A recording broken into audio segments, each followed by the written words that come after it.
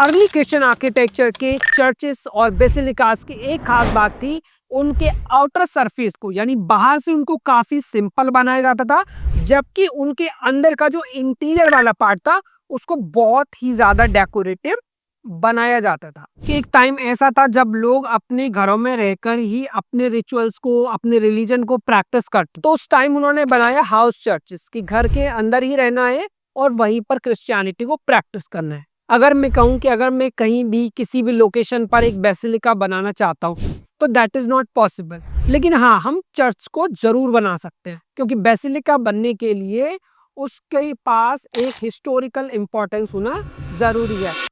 Hello everyone, welcome back to Sketch School of Art and Creativity. I am architect Farooq Khan. जैसा कि आप सभी जानते हो कि हिस्ट्री ऑफ वर्ल्ड आर्किटेक्चर पर हमारी एक सीरीज चल रही है और इस सीरीज में अब तक हम 5 एपिसोड्स अपलोड कर चुके हैं। तो अगर आपने अब तक वो सारे 5 एपिसोड नहीं देखे हैं तो आई रिक्वेस्ट कि आप सबसे पहले जाइए और उन 5 एपिसोड्स को देख लीजिए, क्योंकि ये एक सीरीज है और इसमें हर एक एपिसोड दूसरे एपिसोड से कनेक्टेड है। और जैसा कि लास्ट एपिसोड में हमने कवर किया था रोमन आर्किटेक्चर, जिसमें 313 एडी में कॉन्स्टेंटाइन ने क्रिश्चियनिटी को लीगलाइज कर दिया था, और उसके बाद स्टार्ट होता है आपका अर्ली क्रिश्चियन आर्किटेक्चर, जो आज के इस वीडियो में हम पढ़ने वाले हैं। मैंने आई बटन पर प्लेलिस्ट को कनेक्ट किया है, तो आप आई बटन पर क्लिक करके उस प्लेलिस्ट में सारे वीडियोस को देख सकते हो। और हाँ, अगर आप हमारे चैनल पर नए हो तो आई रिक्वेस्ट कि सबसे पहले आप चैनल को सब्सक्राइब कर लीजिए और बेल आइकन को प्रेस करना बिल्कुल भी मत भूलिएगा। So now let's start today's video.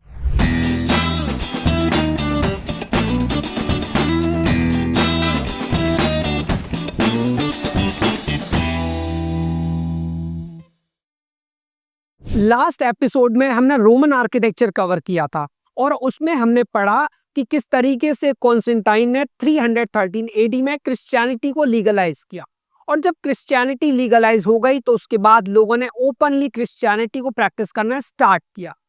और इसी के साथ 4th सेंचुरी से स्टार्ट होता है हमारा अर्ली क्रिश्चियन आर्किटेक्चर।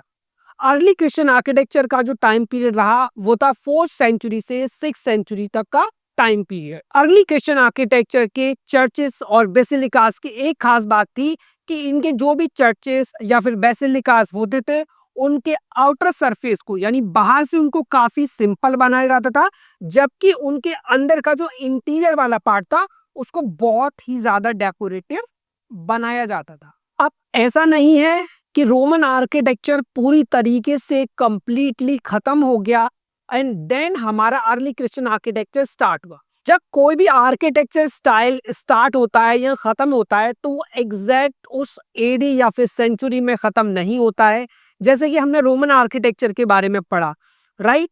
तो अब ऐसा नहीं है कि जो रोमन आर्किटेक्चर था वो किसी एक फिक्स डेट पर फिनिश हो गया, और जो अर्ली क्रिश्चियन आर्किटेक्चर है वो एक किसी फिक्स डेट से स्टार्ट हुआ। तो जब रोमन आर्किटेक्चर का जो पीरियड चल रहा था उसी रोमन एम्पायर में धीरे धीरे क्रिश्चियनिटी बहुत राइज करने लगी, और क्रिश्चियनिटी को लीगलाइज भी रोमन एम्पायर के टाइम पर ही किया गया। अब जब क्रिश्चियनिटी लीगलाइज हुई तो लोगों ने खुलकर प्रेयर करना स्टार्ट किया, क्योंकि पहले वो हाउस चर्चेस बनाते थे, घरों के अंदर वो प्रैक्टिस करते थे क्रिश्चियनिटी को, बट अर्ली क्रिश्चियन आर्किटेक्चर के टाइम पर उन्होंने ओपनली क्रिश्चियनिटी को प्रैक्टिस किया। अब क्योंकि रोमन आर्किटेक्चर में क्रिश्चियनिटी को लीगलाइज कर दिया गया तो क्रिश्चियनिटी उस टाइम का एक बहुत ही पॉपुलर रिलीजन बन गया। तो आपको रोमन आर्किटेक्चर में जितने भी ट्रेडिशंस थे वो क्रिश्चियन वैल्यूज की तरफ शिफ्ट होते हुए दिखाई देते हैं। अब बात करते हैं एडेप्टेशन की। अर्ली क्रिश्चियन आर्किटेक्चर में लोगों को आजादी थी कि वो खुलकर अपने रिलीजन की प्रैक्टिस कर सकते हैं और वो कांग्रीगेशनल प्रेयर्स कर सकते हैं। अब उसके लिए उन्हें एक ऐसी लोकेशन की, एक ऐसी बिल्डिंग की जरूरत थी जहां पर वो सब इकट्ठे होकर प्रेयर कर सके। तो अब उन्होंने क्या किया, अब उन्होंने रोमन बेसिलिकास को अपने चर्चेस के तौर पर बनाया। अब ये रोमन बेसिलिकास क्या होता है?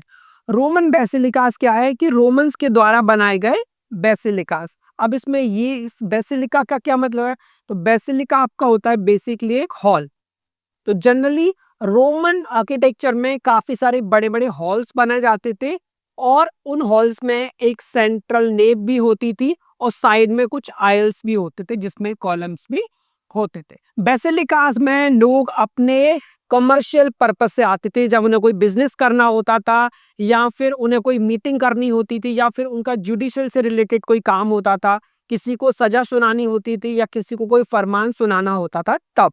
अब क्योंकि बेसिलिकास का जो स्ट्रक्चर था वो उनके लिए बहुत ही ज्यादा एडेप्टेबल था, यानी उसमें वो सारी फैसिलिटीज थी जो उनको एक चर्च में चाहिए थी प्रेयर करने के लिए। इसलिए उन्होंने बेसिलिकास को एडेप्ट किया अपने वर्शिप स्पेसेस के तौर पर, और इस तरीके से उन्होंने बेसिलिका प्लान को एक स्टैंडर्ड प्लान बना दिया। तो जो भी आपको जितने भी अर्ली क्रिश्चियन आर्किटेक्चर में जितने भी आपको चर्चेस दिखेंगे, उन सारे चर्चेस के सारे फीचर्स बेसिलिकास से ऑलमोस्ट मिलते जुलते आपको दिखेंगे। तो इन शॉर्ट जो फीचर्स आपको बेसिलिका में दिखेगा वो आपको चर्चेस में भी देखने को मिलेगी। तो आपका जो बेसिलिका प्लान था वो चर्चेस के लिए एक स्टैंडर्ड बन गया। चलिए अब हम बात करते हैं डेवलपमेंट ऑफ चर्च प्लान्स के बारे में। तो सबसे पहले जो चर्च प्लान डेवलप हुआ दैट वाज हाउस चर्च। ठीक है, अब हाउस चर्च क्या है कि एक टाइम ऐसा था जब लोग अपने घरों में रहकर ही अपने रिचुअल्स को, अपने रिलीजन को प्रैक्टिस करते थे। तो उस टाइम उन्होंने बनाया हाउस चर्चेस कि घर के अंदर ही रहना है और वहीं पर क्रिश्चियनिटी को प्रैक्टिस करना है। Number 2, shift to basilicas. अब हाउस चर्चेस के बाद क्या हुआ कि जब क्रिश्चियनिटी को लीगल होने का स्टेटस मिल गया तब लोगों ने ओपनली प्रैक्टिस करना स्टार्ट किया। अब उन्होंने क्या किया, अब उन्होंने बेसिलिकास की तरफ शिफ्ट किया। अब उनको खुलकर क्रिश्चियनिटी को प्रैक्टिस करने की परमिशन थी, तब उन्होंने बनाना स्टार्ट किया चर्चेस, और उसके लिए क्या यूज किया, बेसिलिकास को। Number 3, basilica plan. इसमें हम बात करेंगे बेसिलिका के प्लान के बारे में कि उसके अंदर कौन कौन से फीचर्स होते थे, जैसे नेक क्या है, आयल्स क्या है, एप्स क्या है और ट्रांसेप्ट क्या है। ये हम नेक्स्ट स्लाइड्स में पढ़ेंगे, उनको बहुत ही डिटेल में हम कवर करने वाले हैं। Number 4, central plan churches. अब सेंट्रल प्लान चर्चेस क्या है? अब सेंट्रल प्लान चर्चेस ऐसे चर्चेस होते हैं जिनको हम ऐसे डिजाइन करते हैं कि उनके सेंटर में अपना मेजर पार्ट रखते हैं। अगर हमारा प्रेयर हॉल है तो हम उसको सेंटर में रखेंगे एंड देन उसके अराउंड हम अपनी बिल्डिंग को डिजाइन करते हैं। अब ये जो हमारे सेंट्रल प्लान चर्चेस हैं ये सर्कुलर भी हो सकते हैं और पॉलीगोनल भी हो सकते हैं। अब बात कर लेते हैं characteristics of early church buildings के बारे में कि जो हमारे अर्ली चर्च बिल्डिंग्स थी उनके क्या क्या फीचर्स थे, क्या क्या उनके कैरेक्टरिस्टिक्स हैं, सबको डिटेल में समझ देते हैं। Number 1, house church. House church already हम कवर कर चुके हैं कि बेसिकली प्राइवेट होम्स हैं, घर पर रहकर जब लोग क्रिश्चियनिटी को प्रैक्टिस करते थे वो। अब हम बात करते हैं एट्रियम के बारे में। तो ये एट्रियम क्या है? एट्रियम बेसिकली एक ओपन कोर्टयार्ड है और ये चर्च में, बेसिलिकास में, कैथेड्रल्स में भी हमें देखने को मिलते हैं। अगर हम इस फिगर की बात करें तो इस फिगर में आपको ये जो पार्ट दिख रहा है दैट इज ओपन। जनरली ये रेक्टेंगुलर शेप्स के होते हैं और ये ओपन टू स्काई होते हैं, तो इनको हम बोलते हैं एट्रियम। Number 3, basilica. बेसिलिका क्या है? बेसिलिका एक रेक्टेंगुलर हॉल है और इस हॉल के अंदर आपको सेंट्रल नेव, आयल्स, ट्रांसेप्ट ये सारे फीचर्स आपको देखने को मिलते हैं। बिमा। बिमा क्या है? बिमा बेसिकली अगर हम शॉर्ट में समझे तो बिमा एक रेस्ड प्लेटफॉर्म है। जैसे कि अगर आप किसी भी स्टेज पर जाते हो तो स्टेज पे क्या होता है, उस स्टेज का जो प्लेटफॉर्म है थोड़ा सा ऊपर होगा, राइट। जनरली जहां पर आपकी ऑडियंस बैठी होती है उससे थोड़ा सा वो रेस्ड होता है। तो इसी तरीके से आपका सारे चर्चेस या बेसिलिकास में आपको देखने को मिलता है बिमा। अब बिमा का आपका पर्पस क्या है कि जो क्लर्जी है, पोप है या फिर जो प्रीस्ट है वो वहां से प्रीच करेंगे। नेक्स्ट, मौजिलम। अभी मौजिलम क्या है? मौजिलम होता है आपका कोई भी टूम या फिर मकबरा जो किसी भी मार्टर को ऑनर करने के लिए बनाया जाता है। And the last is cruciform plan. अब ये क्रूसीफॉर्म प्लान क्या है? तो देखिए क्रूसीफॉर्म प्लान बेसिकली होते हैं आपके 2 टाइप्स के। टाइप समझने से पहले मैं आपको बता दूं कि क्रिश्चियनिटी में आपने एक सिंबल देखा होगा जो जनरली लाइक प्लस के जैसा लगता है, राइट। तो इसको हम बोलते हैं क्रूसीफॉर्म प्लान, जो आपके इस तरह से आपको दिखेगा, प्लस के साइन के जैसा ऑलमोस्ट होता है। अब इसके 2 टाइप्स हैं, first is Latin and second is Greek cross shape plan. अब इन दोनों को डिटेल में पढ़ेंगे बट नेक्स्ट स्लाइड में। चलिए अब हम पढ़ते हैं हाउस चर्च के बारे में कि हाउस चर्च क्या है। लास्ट स्लाइड में हमने पढ़ा था कि house church basically private homes हैं, बट अब हम इसको थोड़ा और डिटेल में पढ़ेंगे। तो चलिए, तो अगर आप आज के टाइम पे देखोगे तो कुछ रूइंस ऐसे बचे हैं, कुछ बचा कुछ जो भी स्ट्रक्चर है वो आपको ऐसे दिखेगा, राइट। तो इसकी काफी पुरानी पिक्चर है जो आपको मिल जाएगी। अगर हम इसके प्लान में देखें तो इस तरीके से इसका प्लान आपको देखने को मिलता है। तो ये आपका हाउस चर्च है। बेसिकली ये आपका घर ही है एक तरह से, बट इसको उन्होंने यूज किया एज अ प्रेयर हॉल या फिर प्रेयर करने के लिए उन्होंने इसको यूज किया। तो डेफिनेशन आपकी हो जाती है कि ये एक वर्शिप स्पेस होता है, प्राइवेट होम्स को हम बोलते हैं house church. And time period की बात करें तो फर्स्ट से लेके थर्ड सेंचुरी एडी तक इनका टाइम था, जब क्रिश्चियनिटी लीगलाइज नहीं हुई थी। तब उस टाइम पर हम हाउस चर्चेस बनाते थे। एडेप्टेड स्पेसेस क्या है? एडेप्टेड स्पेसेस में जो भी डोमेस्टिक एरियाज थे, डोमेस्टिक एरियाज कि जैसे अगर उनके पास एक बड़ा लिविंग रूम है या एक बड़ा हॉल है तो उन्होंने उसको सेंट्रल नेव में कन्वर्ट कर लिया, सेंट्रल नेव के तौर पर उसको यूज किया। Simple design, early Christian architecture के स्टार्टिंग के जो भी चर्चेस हैं जनरली उनका डिजाइन काफी सिंपल होता था, बट एक टाइम के बाद almost 5th and 6th century के बीच में काफी सारे ऐसे चर्चेस एंड बेसिलिकास बनाए गए जो बहुत ही ज्यादा डेकोरेटिव थे।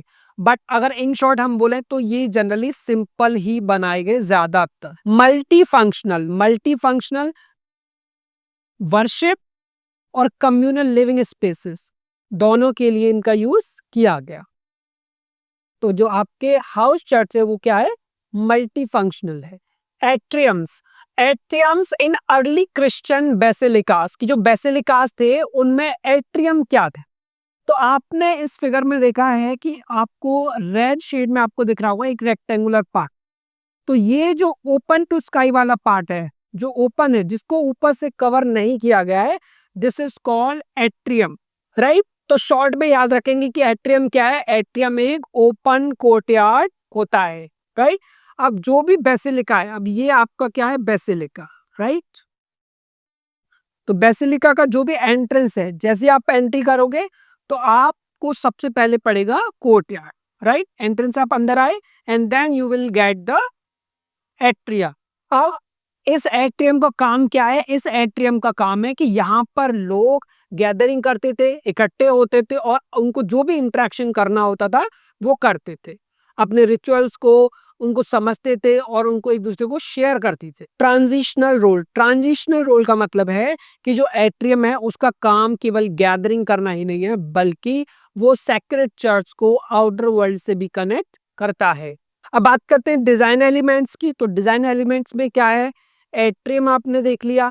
एट्रियम जो एक ओपन टू स्काई है, यानी कि ओपन कोर्टयार्ड आप इसको बोल सकते हो, वो प्लेस है।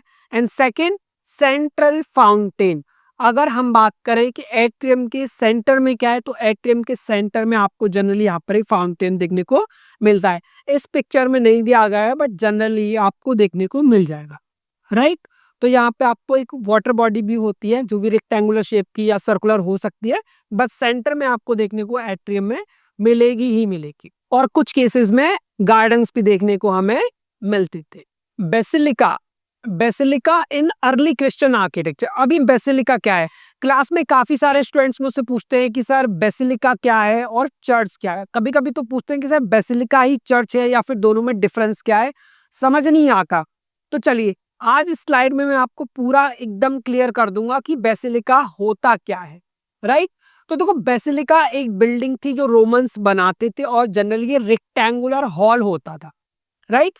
उनका कमर्शियल पर्पस था, उसके लिए वो उसको बनाते थे या फिर जुडिशियल उन्हें कोई काम करना होता था तब वो इसको बनाते थे।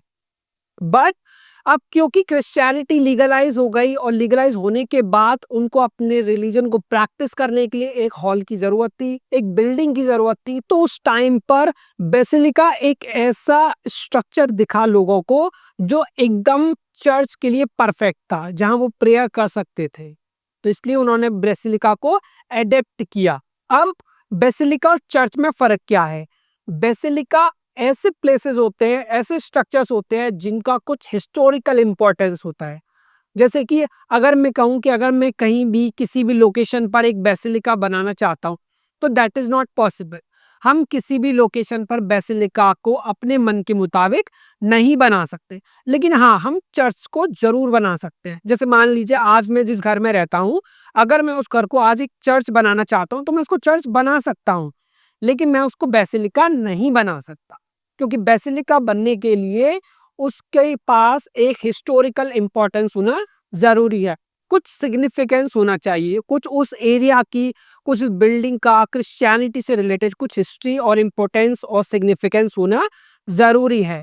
तो इन शॉर्ट आप कह सकते हो कि जितने भी आपके बेसिलिकाज़ हैं वो चर्च है, लेकिन सारे चर्चेज़ बेसिलिकाज़ नहीं हो सकते। अब बात कर लेते हैं बेसिलिका के कुछ खास फीचर्स के बारे में। तो सबसे पहला फीचर है एट्रियम।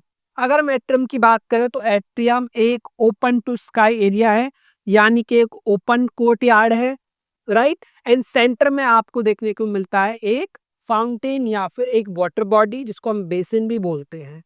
तो शॉर्ट में आप एट्रियम को याद कर सकते हो as a courtyard. Atrium means courtyard. अब नेक्स्ट है हमारा नार्थेक्स। अब ये नार्थेक्स क्या है? देखिए, जैसे ही आप एट्रियम से आगे जाते हो तो आपको मिल रहा है नार्थेक्स। तो इसका शेप भी आपको जनरली लाइक रेक्टेंगुलर शेप में आपको देखने को मिलता है।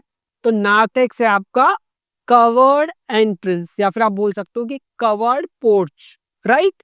तो नार्थेक्स को आप कैसे याद करोगे? It's a entrance porch.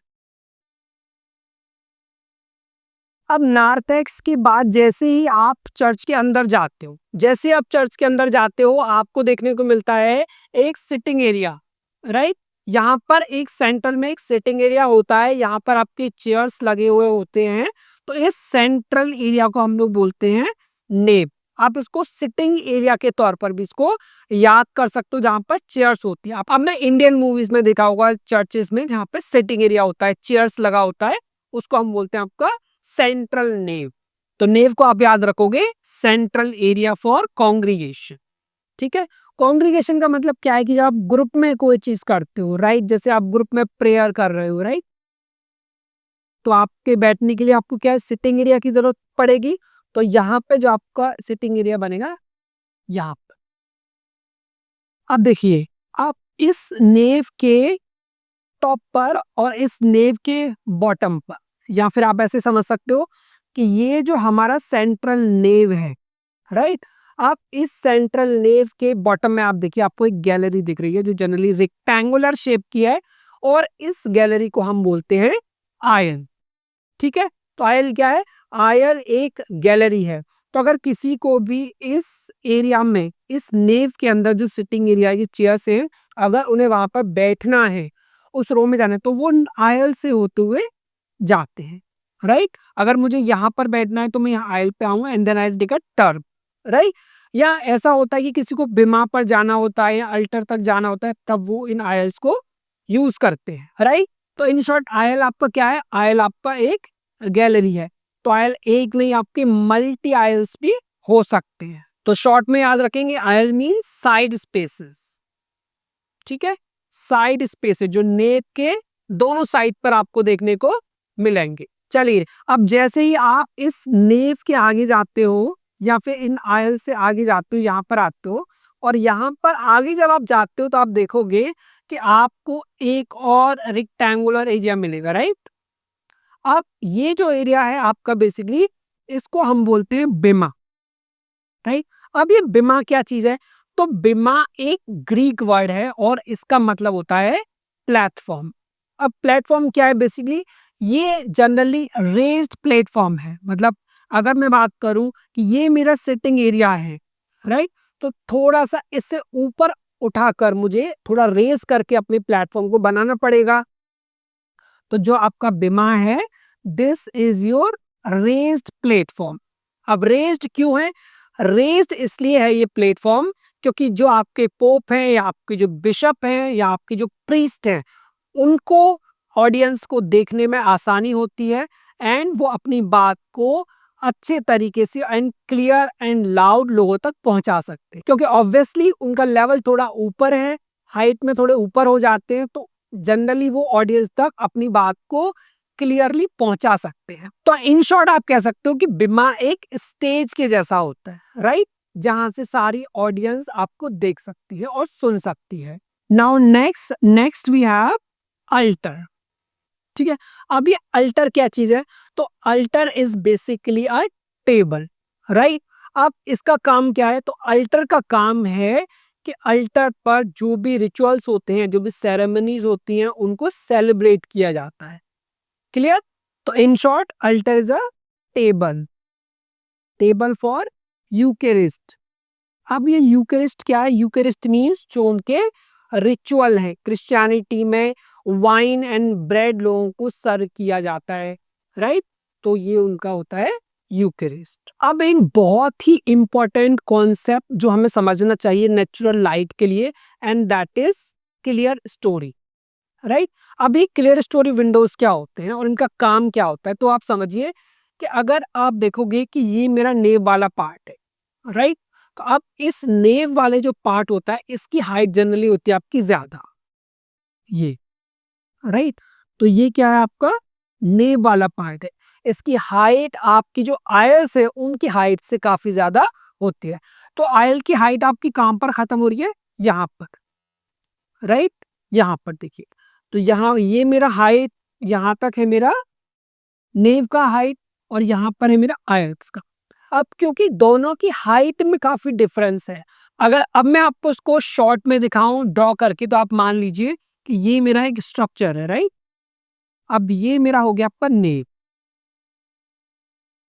Right. अब नेव के बाद मैंने हाइट दिया है अपना आय, तो ये मेरा पार्ट है आय।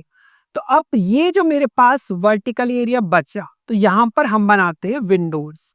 तो अब इन विंडोज के थ्रू आपकी जो सनलाइट होती है वो आती है आपके नेव के अंदर, हॉल के अंदर, चर्च के अंदर। क्लियर? तो इसीलिए ये जो आपको विंडोज दिख रहे हैं आपके नेव की वॉल पर, यहाँ पर, इनको हम बोलते हैं क्लियर स्टोरी विंडोज। अगर हम इन आयल्स की हाइट को इस हाइट के बराबर कर देंगे, राइट, तो फिर विंडोज आपके आयल्स में बनेंगे, और हो सकता है कि आयल के थ्रू लाइट आपके सेंट्रल नेव तक ना पहुंचे। तो इसीलिए हम जो हमारा सेंट्रल नेव है उसकी हाइट को ये ज्यादा ऊपर तक बना देते। And now the last is transept. अभी ट्रांसेप्ट क्या है? तो अगर किसी भी चर्च में आपको जो आर्म शेप दिखता है, ये वाला, दिस इज कॉल्ड ट्रांसेप्ट। ठीक है, जैसे ये आपको दिख रहा है, this is your transept. Clear? Now let's talk about the बिमा। अब ये बिमा क्या है? ऑलरेडी लास्ट स्लाइड में हमने पढ़ा कि बिमा आपका एक रेज्ड प्लेटफॉर्म है, राइट। तो ये जो आपका था, दिस एरिया इज योर बिमा। बट अगर मैं इस फिगर में आपको दिखाना चाहूं तो कहाँ दिखेगा? तो ये जो आपको जनरली स्टेप्स दिख रहे हैं, राइट, तो ये आपका बिमा का ही पार्ट है। क्लियर? तो ये जो पूरा आपका जो रेस्ड एरिया बनेगा, राइट, दैट इज योर बिमा। It is just like a stage. तो इन शॉर्ट आप कहेंगे it is a raised platform. अब बात करते हैं कि इसका फंक्शन क्या था। तो बिमा के काफी सारे फंक्शंस थे, जैसे कि जो भी रीडिंग्स होती थी वो सब आपके बिमा से परफॉर्म किए जाएंगे, जो भी सरमन्स होंगे वो भी आपके बिमा से परफॉर्म किए जाएंगे, एंड इसके साथ ही अगर कोई भी उनको प्रीच करना है, एड्रेस करना है, या कोई भी रिलीजियस डायलॉग्स देने हैं, तो वो सारे आपके होते हैं बिमा से। तो ये सारा फंक्शन था बिमा का। अब ये जो बिमा है वो एलिवेटेड क्यों है? It is elevated for visibility and audibility. Clear? Okay, now let's study about mausoleum. अब ये मॉजिलम क्या है, राइट? मॉजिलम है आपका टूम, लेकिन क्या अर्ली क्रिश्चियन आर्किटेक्चर में भी टूम्स थे?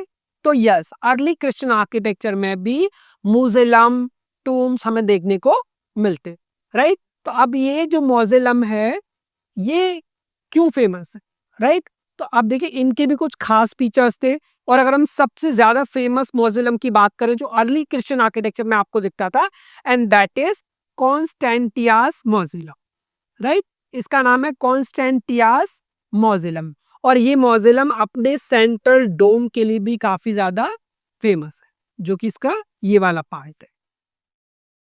अगर बात की जाए कि इन मौज़िलम को हम क्यों बनाते थे अर्ली क्रिश्चियन आर्किटेक्चर में, तो ये मौज़िलम इसलिए बनाए जाते थे क्योंकि अर्ली क्रिश्चियन आर्किटेक्चर के टाइम पर भी काफ़ी सारे ऐसे सेंट, प्रीस्ट और मार्टर होते थे, जिनको ऑनर करने के लिए हम इन स्ट्रक्चर्स को बनाते थे। अब इनका पर्पस क्या था? इनका पर्पस था एक तो जो सेंट हैं आपके उनको ऑनर करना एंड सेकंड उनकी याद के लिए कुछ बनाना। तो बेसिकली आपका एक तरह से बरियल साइड है, एक तरह से ग्रेव है, बट वेनरेशन साइड हम इसको बोलते हैं क्योंकि हमने उनको रिस्पेक्ट देने के लिए इसको बनाया।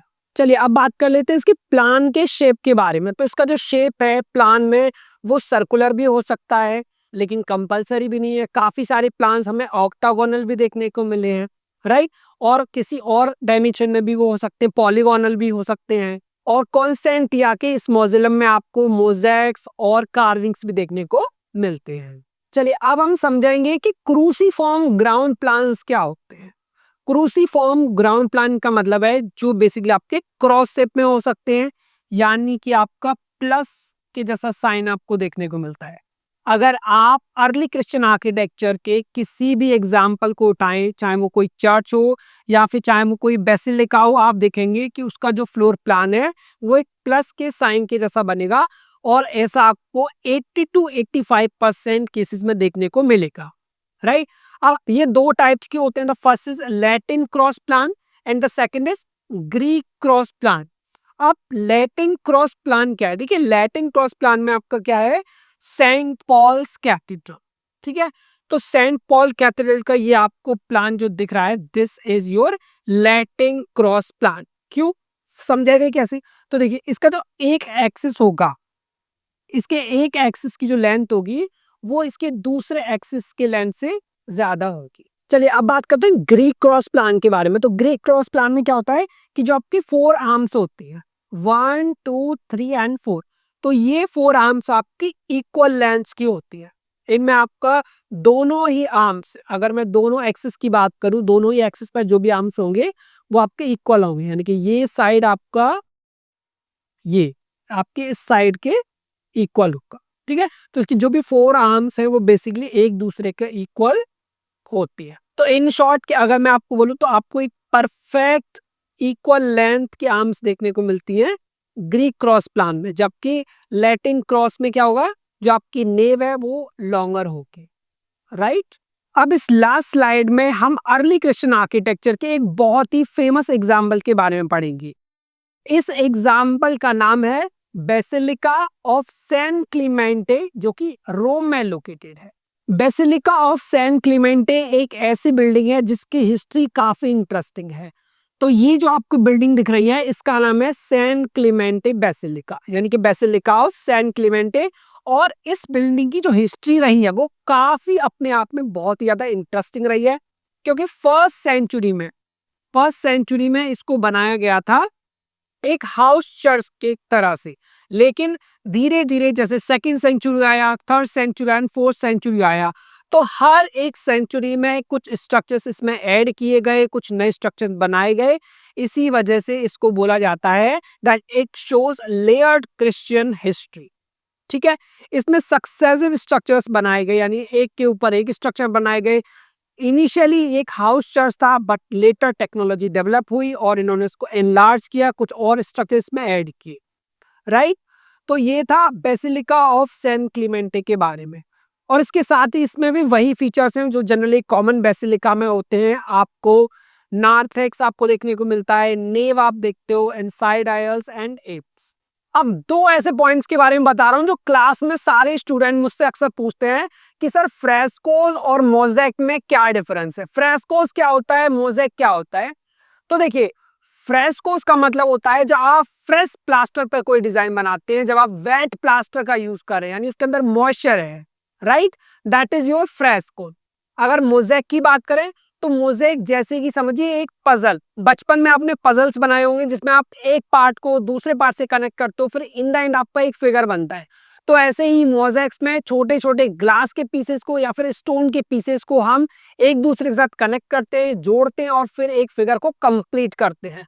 तो अगर आप किसी भी चर्च में जाते हो तो आपको दिखेगा कि वहां पर काफी सारे मोज़ेक्स के डिजाइन बने हैं और वो उनके रिलीजियस स्टोरीज को डिपिक्ट करते हैं। तो वो सारे जो डिजाइन है वो बनाते हैं आपके मोज़ेक्स के through. So that's it for today's episode. I hope कि आप सबको आज की ये वीडियो बहुत ही ज्यादा पसंद आई होगी। हमने आज के लेक्चर में पढ़ा अर्ली क्रिश्चियन आर्किटेक्चर के बारे में, इसके बहुत ही इंपॉर्टेंट फीचर्स के बारे में और इंपॉर्टेंट बिल्डिंग्स के बारे में। और इसके साथ ही मैंने आई बटन पर प्लेलिस्ट को भी ऐड किया है जिस पर जाकर आप सारे अदर वीडियोस को भी देख सकते हो जो इस एपिसोड के पहले के एपिसोड हैं। आप में से काफी लोगों को ऐसा लगता होगा कि वीडियोस के थ्रू आप अपनी तैयारी पूरी कर सकते हो, लेकिन मैं आपको बताना चाहूंगा कि अगर आप ऐसा सोचते हो कि आप केवल वीडियोस को देखकर अपनी तैयारी को पूरा कर सकते हो तो आप बिल्कुल गलत सोचते हो। क्योंकि अगर आपको नाटा एंड जे पेपर 2 में एक अच्छी रैंक लानी है और किसी टॉप आर्किटेक्चर कॉलेज में एडमिशन लेना है तो उसके लिए आपको प्रॉपर स्ट्रक्चर्ड वे में और फोकस के साथ तैयारी करनी होगी। हम पूरी कोशिश करते हैं अपनी वीडियोस में ज्यादा से ज्यादा डिटेल में आपको समझाने की, बताने की, लेकिन ये YouTube पर बताना इम्पॉसिबल है। तो अगर आप स्ट्रक्चर एंड प्रॉपर गाइडेंस के साथ तैयारी करना चाहते हो तो आप ज्वाइन कर सकते हो SSAC।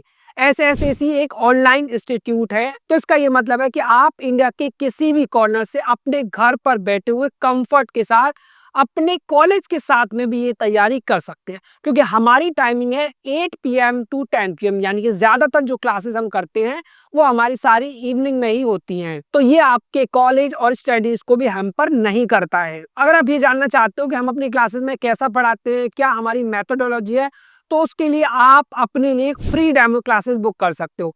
हमारी डेमो क्लासेस बिल्कुल फ्री हैं। आपको स्क्रीन पर एक नंबर दिख रहा होगा, या तो आप उस नंबर पर कॉल करके अपने लिए फ्री डेमो क्लास बुक कर सकते हैं, या फिर डिस्क्रिप्शन में हमने एक लिंक दिया है और उस लिंक पर क्लिक करके आप अपने लिए फ्री डेमो क्लास बुक कर सकते हो। ये डेमो क्लासेस बिल्कुल फ्री हैं। तो फिर देर किस बात की, बिना देर किए जल्दी से इन डेमो क्लासेस को ज्वाइन कीजिए, जिससे कम से कम आप एक स्टेप आगे आ जाते हो। अब ये तो आप डिसाइड कर चुके हो कि आपको नाटा या JEE पेपर 2 की तैयारी करनी है और एक अच्छा कॉलेज भी आप चाहते हो, तो फिर आपको ये डिसाइड करने में भी बिल्कुल देर नहीं करनी चाहिए कि आपको तैयारी कैसे और कब करनी है। और इसके साथ ही अगर आपकी कोई और भी इंक्वायरी है तो आप स्क्रीन पर दिए गए नंबर पर कॉल कर सकते हो। तो आज के लिए इतना ही, मिलते हैं नेक्स्ट वीडियो में, तब तक के लिए बाय बाय।